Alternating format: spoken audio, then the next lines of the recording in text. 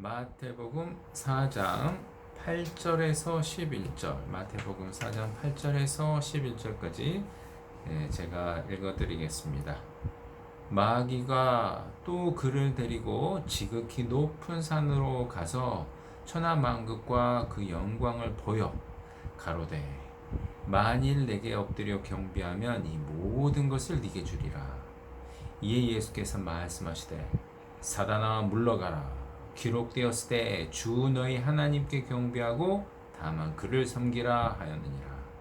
이에 마귀는 예수를 떠나고 천사들이 나와서 수종드니라. 어떻게 하다 보니까 이 예수님께서 광야에서 시험 받으신 이 주제를 통해서 지금 3주째 세 번째 지금 하게 되었습니다. 애초에 그렇게 의도했던 건 아닌데 하다가 보니 그렇게 됐고요. 처음에 그러니까 예수님의 그 첫 번째 그 시험에 대해서 배웠는데 기억나시는지 모르겠습니다. 이 돌들이 떡덩이가 되게 하라. 그것은 단순히 그 능력을 보여보란 그 이면에 너의 현재 고난인 이 고난을 너의 능력을 한번 극복해 봐라. 이런 거였는데 결국에는 예수님께서는 더 큰 고난을 받으셔야 되는데 그 극복을 피해야 되지 않겠느냐.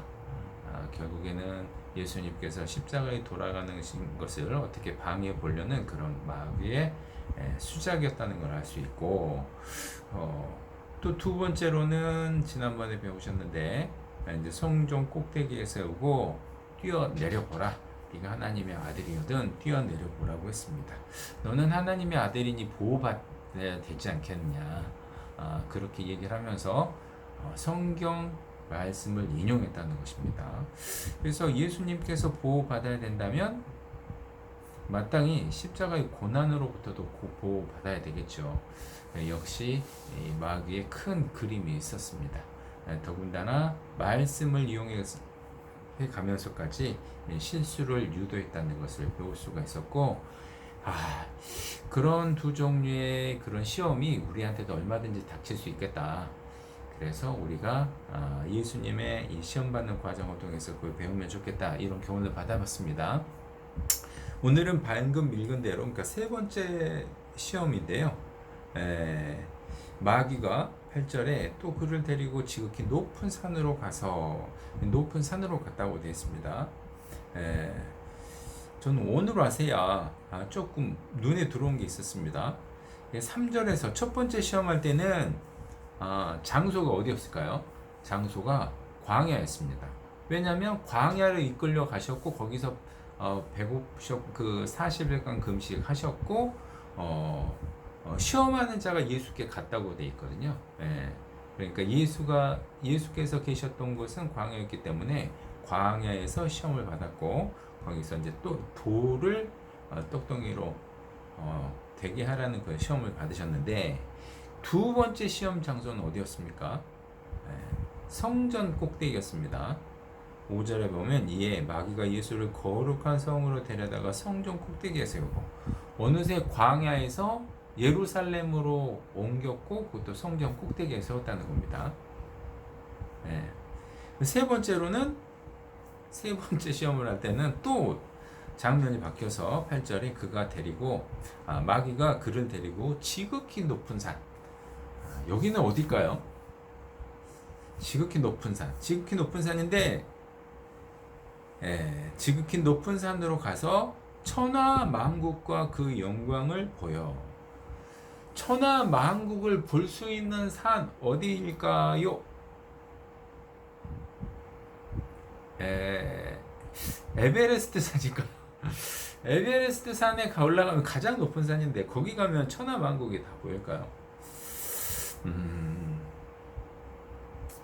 거긴 아닐 것 같습니다. 아닐 것 같은데 거기서도 안 보이니까 일단 보기 어려운데 지극히 가장 높은 산이라고 했으면 에베레스트 산이 될 수도 있을 건데 지극히 높은 산. 근데 여기 그 누가복음 4장에 똑같은 이제 이 시험 받는 과정이 나오는데요. 거기는 이 지극히 높은 산이란 말이 없습니다. 안 나옵니다. 예, 누가복음 4장 5절에 나와 있는데요. 그런 걸로 봐서는 아마 어떤 환상이라든가 그런 환상적인 배경, 그래서 온 천하의 왕국을 보여줄 수 있어야 되잖아요. 근데 그것도 역시 환상 중에서 이렇게 준 것이 아닐까 그렇게 생각됩니다. 어쨌든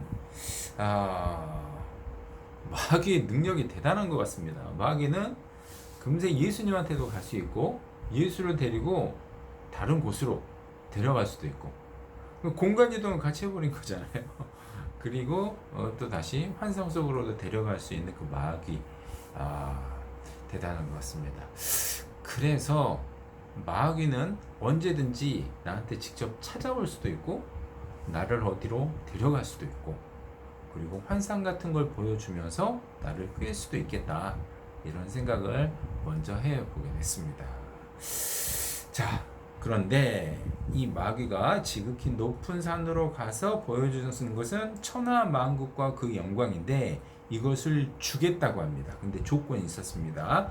9절 가로되 만일 내게 엎드려 경배하면 이 모든 것을 네게 주리라.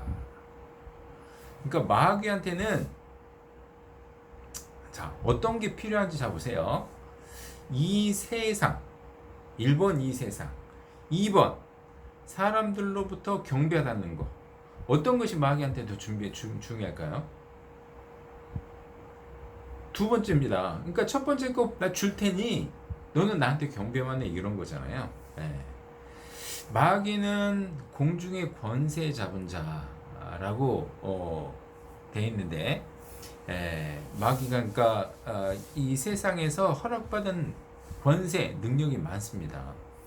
근데 이 세상의 것들 많은 것들을 또 다스리고 소유할 수도 있고 그것을 줄 수도 있는데 마귀는 그런 것을 더 갖는데 마귀는 물질적인 욕심, 마귀도 영적인 존재거든요. 타락한 영이지만 영적인 존재이기 때문에 물질적인 것에 관심이 있는 것이 아니라 물질에 관심이 있는 영혼들에게 관심이 있는 거예요. 그래서 사람들이 물질에 관심이 있을 줄 알고 그 부분을 노렸던 겁니다. 그리고 자기가 얘기를 했어요. 예수님한테. 나한테 경배만 해라. 경배만. 그럼 경배는 신이 받는 거예요. worship. 예배, 경배. 이것은 진정한 신만이 받을 수 있는 건데 마귀는 항상 신이 되길 원했습니다. 하나님과 내가 비길이라. 자기 높은 자기 자리를 그 하나님의 위치에 두려고 하는 겁니다. 하나님께서는 모든 사람으로부터 경배 받으시고 싶어 하시죠. 그래서 사람은 마땅히 피조물로서 하나님께 경배해야 되는데 이 마귀가 그 자리를 노리고 싶은 겁니다. 너희들 하나님께 말고 나한테만 경배해. 그럼 내가 다 해줄게. 이런 겁니다. 그래서 사람을 자기 종으로 삼는 것, 유일한 경배자인 하나님을 대신하는 것, 하나님의 위에 앉고자 하는 것이 마귀의 최종 목표다.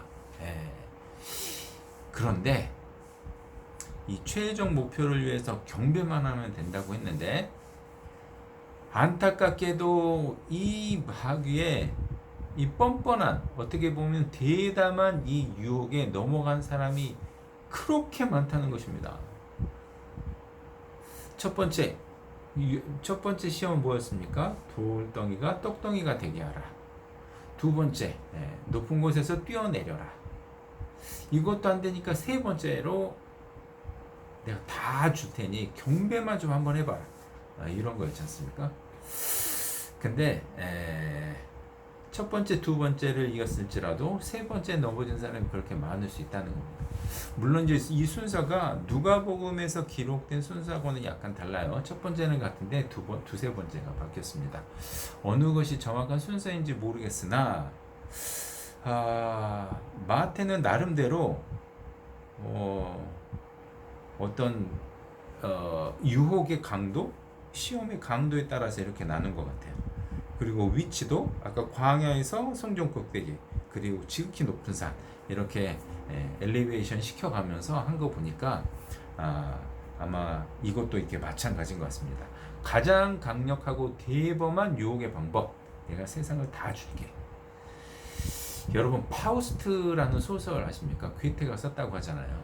뭐 오페라도 있는데 이 파우스트, 마귀가 사탄이 늙은 파우스트한테 제안을 합니다. 너 나이도 들고 뭐 세상 이렇게 힘없게 살아왔는데 내가 너한테 젊음도 주고 젊어서 네가 좋아하는 여자와 사랑도 할 수 있게 해주고 많은 것을 허락해 주겠다. 단 한 가지, 네가 죽게 되면 그 영혼을 나에게 다오. 그러니까 거기에 사인을 해버리잖아요.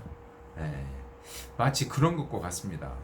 그러니까 이 세상에 많은 것을 한번 누려보고 자기 영혼을 팔아버리는 그런 어리석은 일이 실제로는 있었습니다.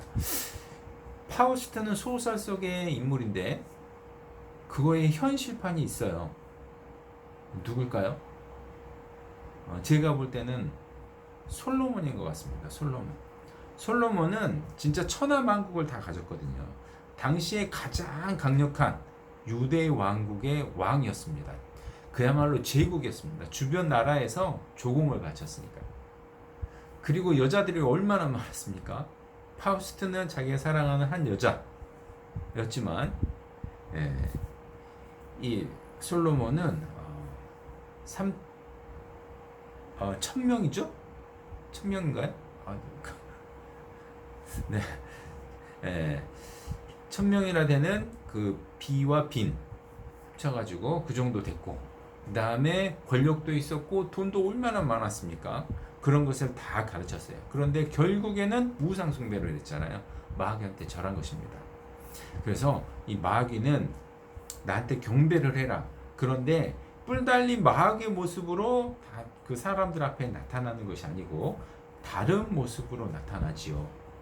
그 다른 모습이 뭡니까? 돈, 그 다음에 이성, 명예.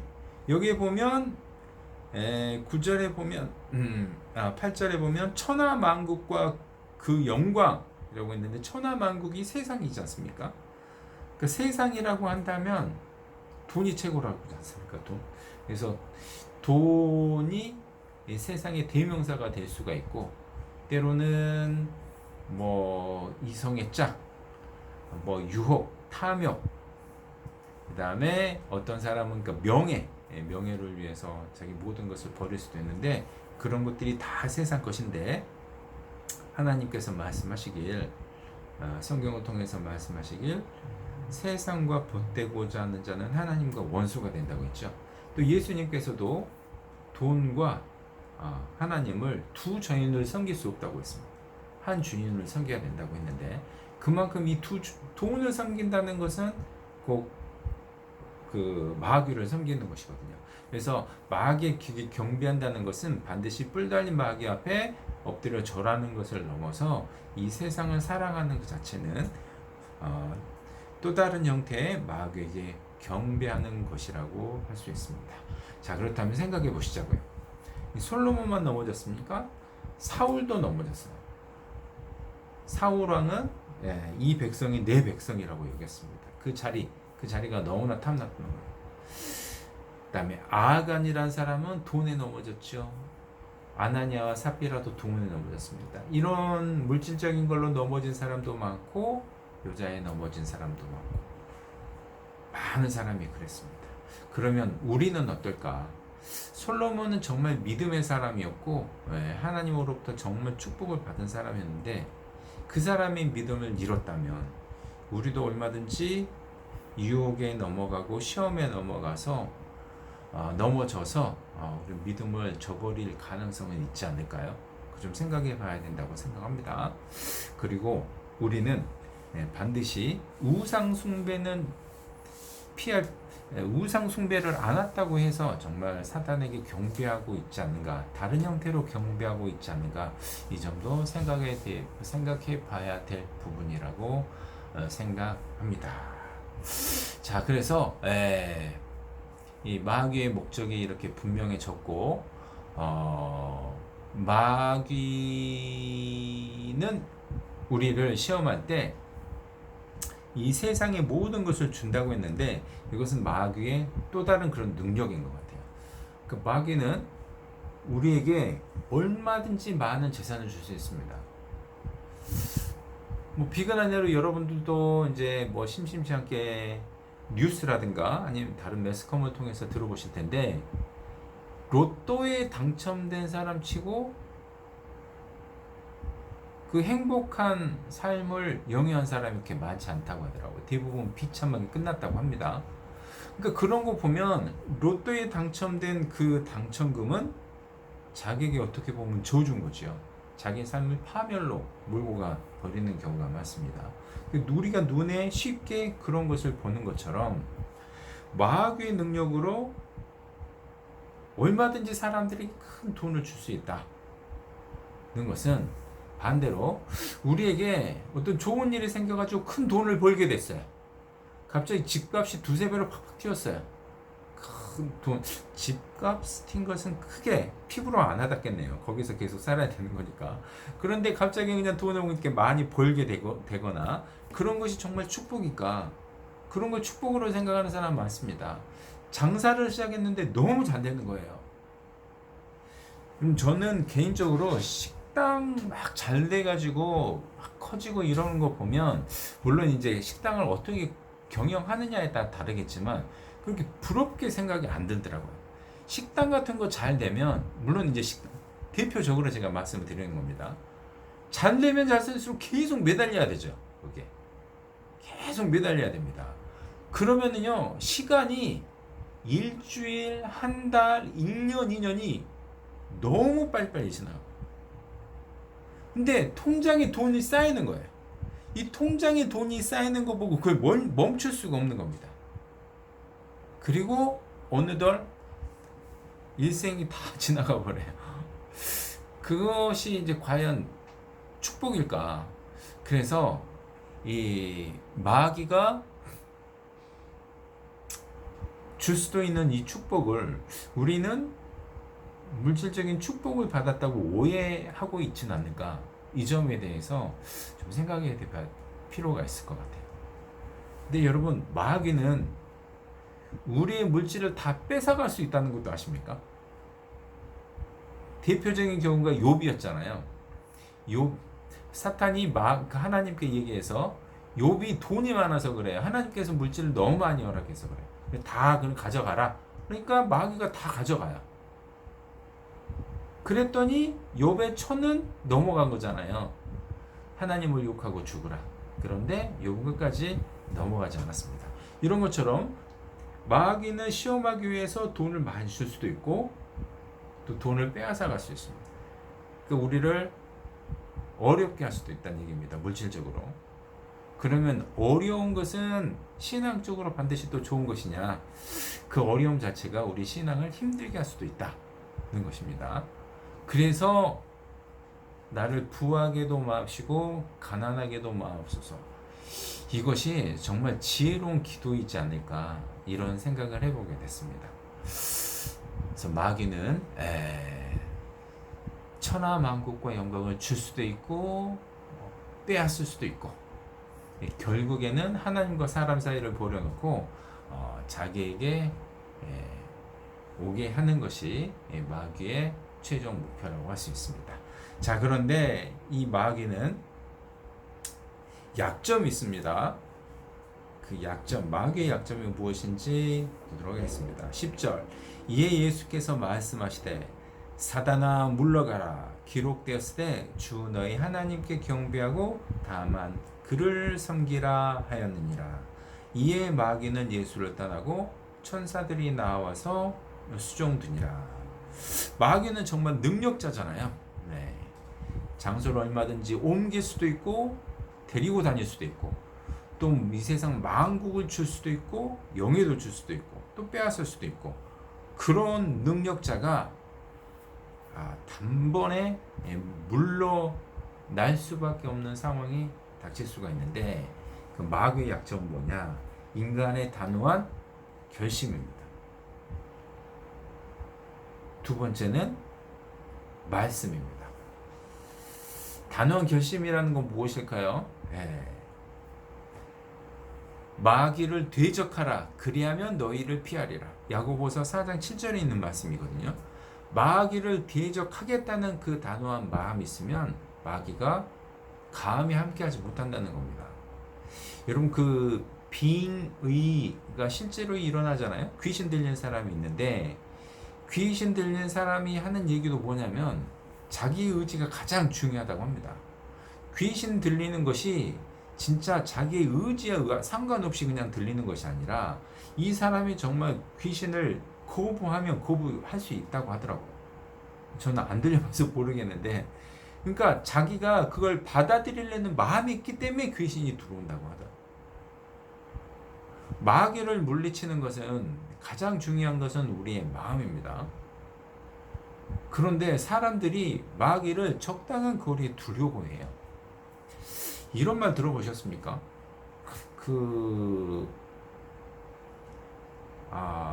이제 제 친구한테 들은 얘기인데요. 뭐 특정 국가, 외국 국가인데 예를 들면 그 친구가 얘기했던 나라는 이제 뉴질랜드였거든요. 뭐 뉴질랜드뿐만 아니라 호주 뭐 다른 데도 비슷한 텐데 뉴질랜드가 정말 살기 좋다고 하더라고요. 어떤 면에서 그런지 모르겠지만 근데 그 친구 말 뭐라고 하냐면 뉴질랜드는 재미없는 천국, 재미없는 천국. 반면에 한국은 재미있는 지옥. 그래서 재미없는 천국에서 살 바에야 재미있는 지옥에서 사는 게 낫다. 그래서 한국을 헬 지옥이라고 하는데 그래도 여기가 사는 게 재밌다. 이런 얘기를 하더라고요. 그러니까 인간의 본성 중에 뭐가 있냐면 천국도 좋지만 재미있는 게 더 좋다는 거예요. 그러니까 세상의 재미를 누릴 수 있으려면 마귀가 적당한 거리에 있어야 되는 겁니다. 그래서 필요할 때는 적당히 마귀하고 교제도 하고 그렇게 사는 겁니다. 인간의 본성 중에 그게 있긴 있는 것 같아요. 그래서 그런 말도 나오는 것 같고 그런데 그럴 때 마귀는 정말 좋아하죠. 그래 나도 적당한 거리 유지해 줄게. 다만 나만 있지마 하면서 계속 틈을 찾을 겁니다. 그런데 마귀를 떠나게 하는 것이 그리스도인의 본분입니다. 그렇기 때문에 떠나게 해야 되는데 그렇게 하려면 대적해야 된다. 마귀를 친구로 둬선 안 되고 대적하라. 물러가라. 감히 얘기할 수 있어야 됩니다. 적당한 거리에 있어줘. 이러면 안 된다는 뜻입니다. 나 너하고 상종 안 할래. 꺼져. 이렇게 얘기할 수 있어야 된다는 얘기입니다. 예수께서 말씀하시되 사단아 물러가라. 물러가라 이거 그냥 점 잡는 표현이고요. Get away 이런 뜻입니다. 꺼져 이런 뜻이에요. 우리도 사탄한테 이렇게 단호하게 얘기할 수 있을까요? 얘기할 수 있어야 됩니다. 우리 삶이 사람들이 보기에 재미없을 수 있어요. 그런데 우리 영혼이 잘 되는 길이기 때문에 과감하게 그런 결심이 필요합니다. 두 번째는 말씀이라고 했죠? 정확한 말씀. 10절에 예수께서 말씀하시되 사단아 물러가라. 기록됐을 때 주 너의 하나님께 경배하고 다만 그를 섬기라 하였느니라. 이거 신명기 6장 13절에 있는 말씀입니다. 유일한 경배의 대상은 하나님뿐이다. 그런데 감히 너한테 경배하라고? 말도 안 되는 소리 하면서 하나님 말씀을 갖다 대니까 마귀는 바로 물러납니다. 여러분 마귀는 사람보다 더 능력이 뛰어납니다. 물리적으로 싸면 사람이 질 수밖에 없어요. 예수님도 우리 인간이 돼가지고 시험을 받으신 거예요. 우리가 똑같은 인간이 되셔가지고 물리력으로 아무리 그렇게 하면 이길 수 없습니다. 그런데 예수님께서 이 말씀을 사용하셨다. 하나님의 말씀이죠. 이 하나님의 말씀을 사용하셨다는 것은 나는 하나님만 믿는다. 나는 하나님만 의지한다. 이것을 다 보여주신 거라고 할 수 있어요. 우리가 말씀을 사용하셨다는 것은, 말씀을 사용한다는 것은 이 성경 말씀이 우리의 부적이 된다는 뜻이 아닙니다. 우리가 그 말씀을 하신 하나님을 믿는 것이다. 나는 약하지만 내가 믿는 하나님을 이길 수 있어? 하고 대적하는 것입니다. 그래서 내가 하나님만 온전히 믿는다 하는 것을 마귀에게 확실히 보여줄 때 마귀는 도망갈 수밖에 없어요. 얘가 믿는 게 하나님이구나. 얘가 하나님을 굳게 믿고 있구나. 이건 안 되는데. 그러니까 마귀가 보는 것은 뭐예요? 하나님도 마찬가지인데 하나님과 하나님에 대한 믿음인 겁니다. 하나님께서도 당신에 대한 믿음을 보시고 우리를 구원하시듯이 마귀도 우리의 믿음, 제 믿음 확실한데 꺾일 수 없겠는데 그거 볼 때 물러날 수밖에 없는 것이죠. 그 믿음의 대상은 결국 하나님이시니까. 자, 이 사탄의 약점을 알았다면 우리가 이 약점을 오히려 역공을 해야 된다고 생각합니다. 자, 여기까지 세 번에 걸쳐서 세 가지 시험을 배우셨는데 이 세 가지 시험을 받으실 때마다 예수님께서는 항상 말씀을 대동하셨습니다. 마지막에는 물론 사단아 물러가라 이렇게 강하게 말씀도 하셨지만, 그래서 우리가 말씀을 가까이 해야 되는 이유는 그 말씀을 가까이 하면 유익이 많죠. 우리의 생활도 변화가 되고 하나님에 대해서도 많이 알아가고 다 좋은데, 말씀 자체가 우리의 믿음의 근원이 돼서 믿음의 지식이 돼서 믿음의 연료가 돼서 올바른 믿음의 생활을 굳건히 할 수 있다는 사실을 우리가 꼭 기억해야 될 것 같습니다. 그래서 말씀이 이렇게 우리 안에 자리 잡고 있을 때 사단이 우리를 넘볼 수 있는 가능성이 훨씬 줄어든다. 이 사실을 기억하셨으면 좋겠습니다. 자, 그런데 이제 전체적으로 한번 좀 조명 한번 해보시고 정리를 하도록 하겠습니다. 8절에도 마귀가 또 그를 데리고 지극히 높은 산으로 가서, 자, 예수님을 데리고 간 건 누구였습니까? 마귀였죠. 5절에도 이에 마귀가 예수를 거룩한 성으로 데려다가, 거룩한 성으로 예수를 데려간 건 역시 마귀였습니다. 이 시험을 한 건 누구였습니까? 마귀였습니다. 그런데 4장 1절 보시겠습니다. 그때 예수께서 성령에게 이끌려 마귀에게 시험을 받으러 광야로 가사, 예수께서 성령에게 이끌리셨다는 것이 중요합니다. 하나님께서 먼저 허락하셨다는 것이 중요합니다. 제가 알던 과거에 동료였는데 기독교인이었습니다. 근데 직장 생활을 하다가 이 사람이 기독교인이다 보니까 직장 생활 중에 자기하고 갈등이 생기는 사람들 있잖아요. 그런 사람들을 마귀라고 표현했습니다. 저 마귀가 나를 괴롭힌다. 기독교이니까 그러는 것 같은데,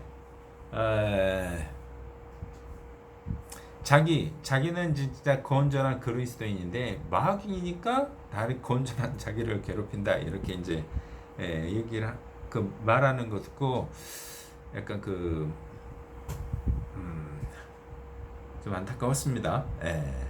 그런데 기본적으로 마귀가 우리를 시험하는 건 맞지만 마귀는 하나님의 승인 없이는 절대 우리 그리스도인을 건들 수 없다는 것도 사실이에요.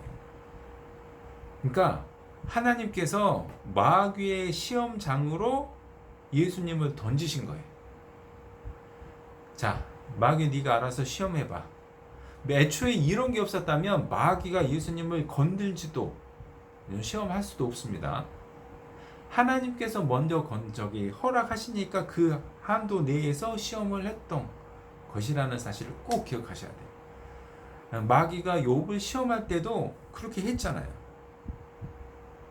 하나님, 욥을 한번 시험해 봅시다. 그래, 한번 해봐라. 몸만 건들지 마. 두 번째는 그래, 몸까지 한번 건드려봐. 이렇게 했던 겁니다. 마귀는 그런데 사람을 시험할 때 하나님께 승인을 받아야 되는데 승인을 받는데도 굉장히 부지런해요. 그러니까 욥한테도 두 번이나 얘기를 한 거잖아요. 욥에 관해서도 마찬가지입니다. 이 마귀는 베드로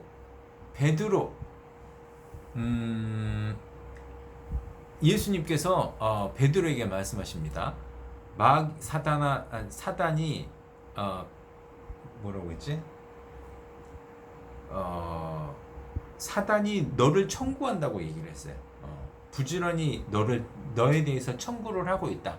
그러니까 베드로를 넘어뜨리려고 사단이 계속 하나님께 청구를 하는 거예요. 베드로 넘어뜨려 봅시다. 근데 결국엔 넘어졌잖아요. 자, 그래서 이 사탄은 우리를 공격하고 싶은 건 맞는데 하나님께서 허락하심이 없으면 결코 할 수 없다. 그래서 예수님께서 베드로에게 하신 말씀이 있습니다. 그래서 깨어 기도하라고 했던 거예요. 깨어 기도하라고. 자, 보세요. 사탄이 베드로 좀 넘어뜨려 봅시다. 하나님, 베드로 좀 넘어뜨려 봅시다. 이렇게 간구를 해요. 근데 베드로는 하나님께 아무런 간구 안 해요. 그런 거 하고 사탄이 베드로 좀 넘어뜨려 봅시다. 이렇게 간구하는데 베드로가 이런 기도를 하는 거예요. 하나님, 저를 제발 사탄의 시험에서 명쾌해 주세요. 시험에 들지 말게 해주세요. 훨씬 더 많이 해요. 그럼 하나님이 허락하신다, 안 하신다?